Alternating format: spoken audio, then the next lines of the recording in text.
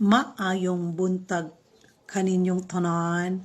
A day in my life as a caregiver nga sigirag tuon. Sigirag himog video.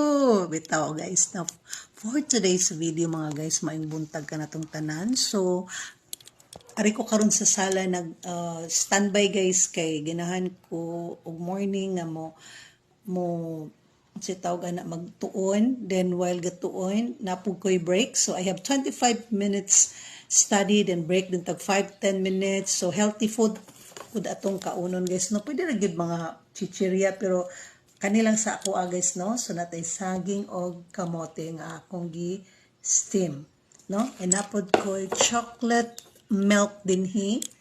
Okay, so Bisaya lang sa takaron kay kapoy kayo sa translate guys, no, unya nagtuon po ko guys, no, akong inyo, no.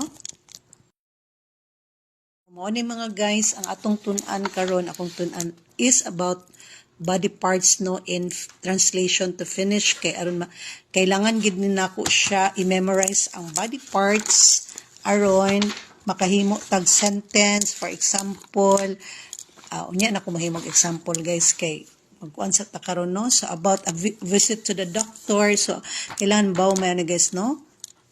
So mo to mga guys, kita na sa taon niya, no,